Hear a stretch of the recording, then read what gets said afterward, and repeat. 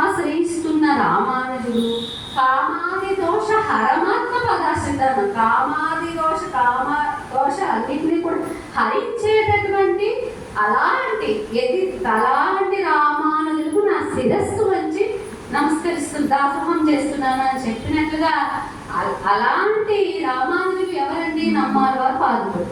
మనకి ఇప్పటికి కూడా ఆళ్వారు తిరిగినట్టు వెళ్తే రామానుజ నాచ అంటారు. అదేవిధంగా ఆ రామానుజుడికి యొక్క పాదుకులు ఎవరు? ఈ మొదలయ్యారు అని చెప్తుంది. ఇక్కడ మనకు ఈ యొక్క సందేహం రావాలి, అదేంటండి వారే త్రిదండ స్థాని అని చెప్తున్నారు, వారే పాదుకులు అని చెప్తున్నారు, రెండు వారేనా అండి అంటే రెండు వారే. మనకి చెప్తారు కదా, అహమస్య వరోభ్రాత గుణై దాస్యం ఉపాగత. మనకి రామాయణంలో లక్ష్మణ స్వామి హనుమంతుడితో చెప్తారు, నేను శ్రీరామచంద్రుడికి తమ్ముడిని, ఆయన ఎప్పుడూ కూడా నన్ను సోదర భావంతో చూస్తాడు, కానీ నేను ఆయన గుణాలకి దాసుడిని అయిపోయాను.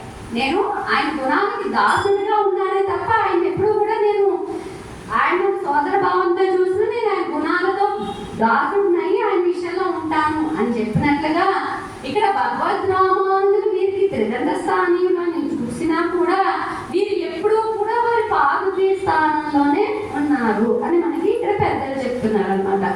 పంచనారాయణన్ ఇంకొక తిరునామం.